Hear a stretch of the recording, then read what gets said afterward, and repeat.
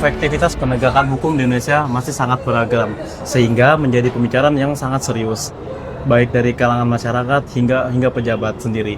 Nah, kali ini saya sedang bersama mahasiswa S3 dengan Bapak siapa kalau? Saya Andri. Oke, dari Universitas Pancasila nih. Iya. Oke, nah kalau boleh tahu nih, Bapak kenapa sih ngambil program doktor di Universitas Pancasila ini? Ya.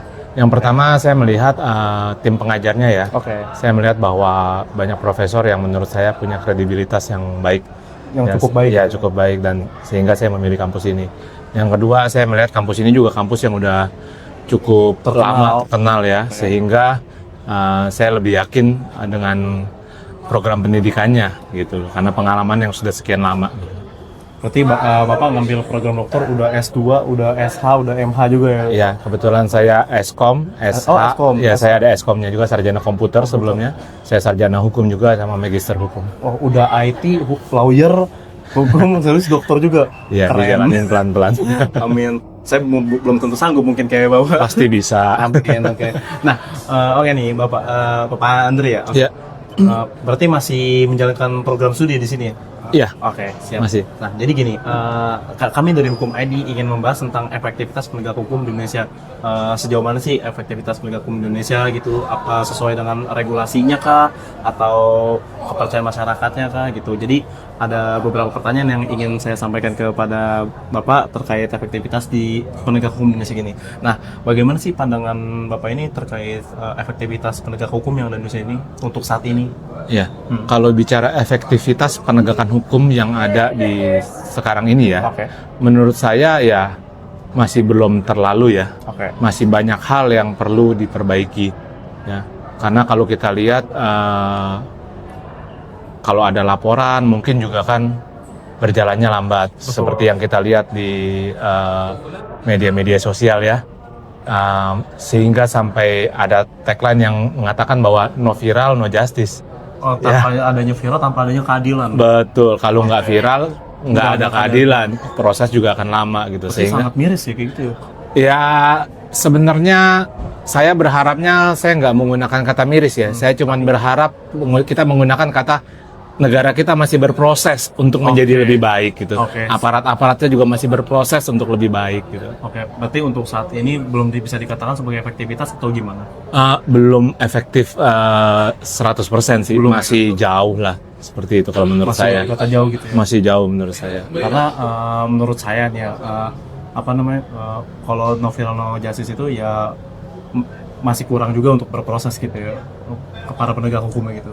Iya, bahkan kadang-kadang kalau viral sekalipun belum tentu juga.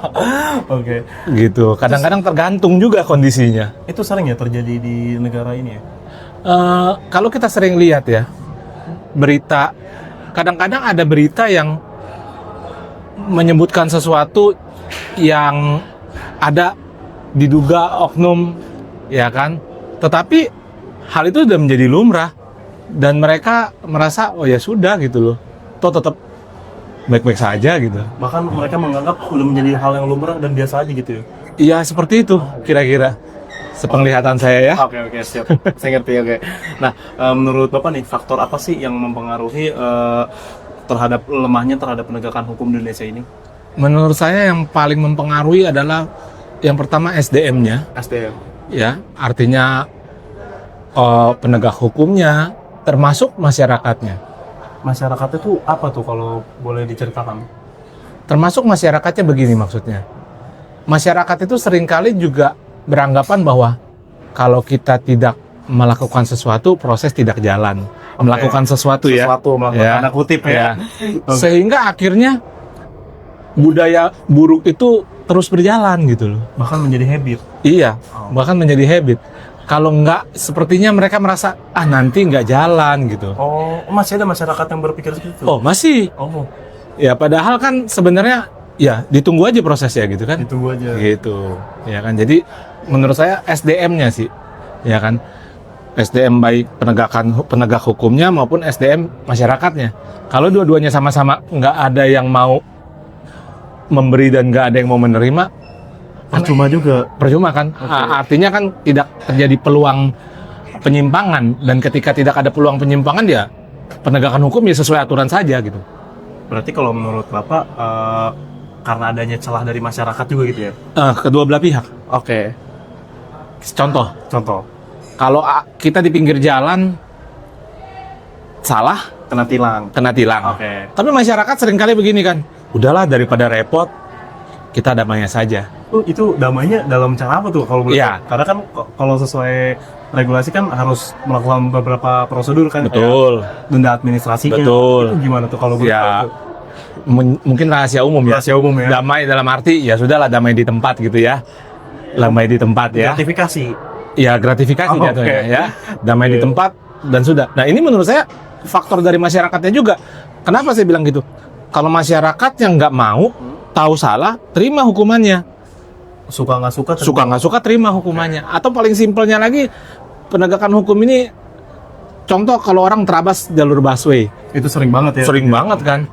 Ketika sudah terabas, mereka nggak mau terima konsekuensinya, mereka berbondong-bondong balik arah. Artinya, dan kalau sudah banyak begitu, kadang-kadang di negara kita ini yang banyak yang benar. Oh, yang banyak yang bener. Kadang-kadang. Oh, kadang-kadang. ya. Oh. Seakan-akan yang banyak yang benar. Mereka jelas-jelas salah, tapi coba kalau nggak ada polisi itu sedang marahin. Pasti mereka akan bilang, emang kenapa?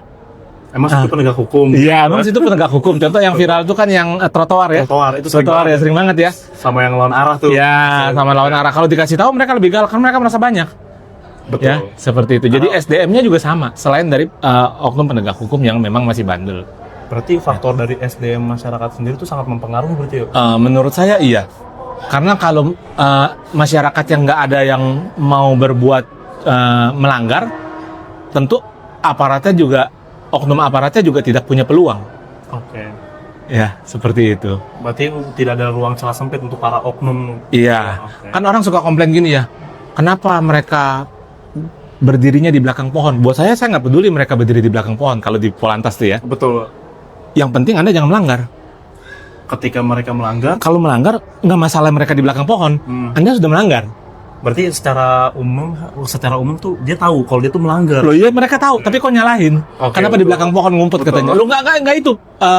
Pemikiran awalnya. Pemikiran awalnya adalah Anda melanggar, ya Anda melanggar, Anda ditilang. Nah, karena pelanggaran Anda terjadi peluang. Oke Pak.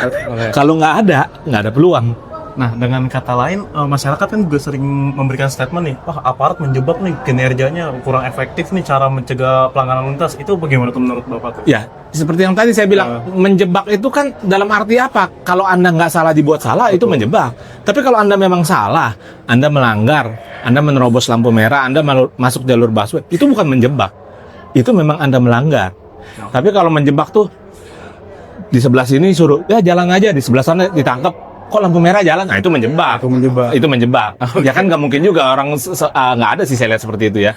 Oke, nah terkait efektivitas penegak hukum di Indonesia nih, ada 3 kan yang kita ketahui kan, kepolisian, KPK, sama kejaksaan. Nah, yang lagi disorot kinerjanya ini kan kejaksaan nih.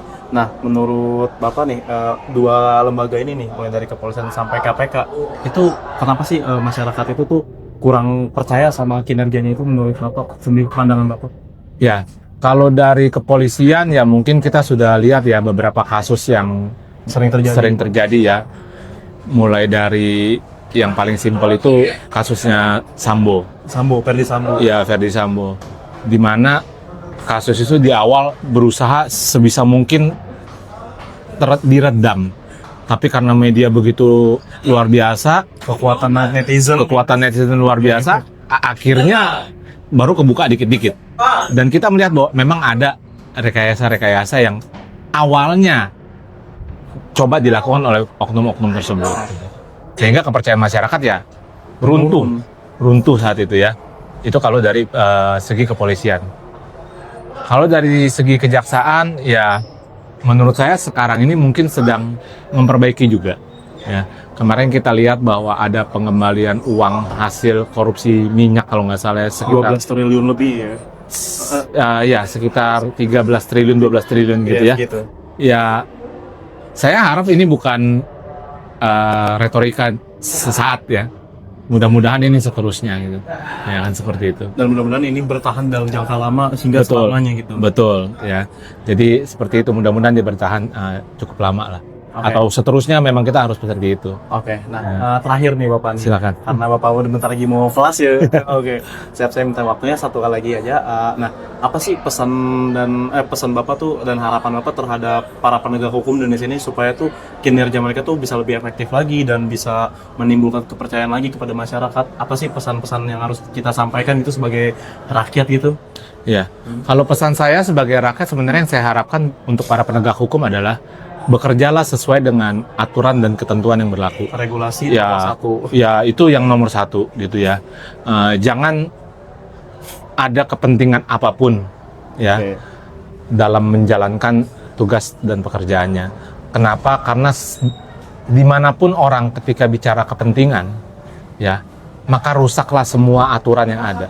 Bahkan bisa dikesampingkan mungkin. Oh benar, pasti itu. Ya bahasa kasarnya korupsi merusak. Kalau saya bilang kepentingan saja dulu. Kepentingan Karena dulu kalau aja. bicara korupsi kan Terlalu mana luas, buktinya? terlalu Ya luas. kan. Tapi kalau bicara kepentingan, oh ini karena saudara. Oh ini karena Oke. teman. Kalau udah bicara kepentingan, ketika kepentingan itu menutupi semua objektivitas, maka tidak ada pekerjaan atau hasil yang akan maksimal. Oke. Ya, jadi saya berharap bekerjalah sesuai dengan aturan yang berlaku, bukan Oke. karena kepentingan. Semoga pesan Bapak dan harapan ini ditontonlah oleh para penegak hukum. Semoga juga menjunjung adil mereka dalam bekerja dan melakukan amanah tugasnya seperti itu ya Pak ya. Ya. Oke Pak, terima kasih Pak. Ya. Saya Davi dari Hukum ID. Semoga kita tetap bisa terus bersilaturahmi nih Bapak. Amin. Dalam arti nanti kita bisa kolaborasi lagi entah di Amin. program apa gitu. Ya. Saya Davi Ahmad. Terima kasih undur Makasih, diri. Davi. Oke, Ya, siap. makasih. Sama-sama Pak. Ya. Oke.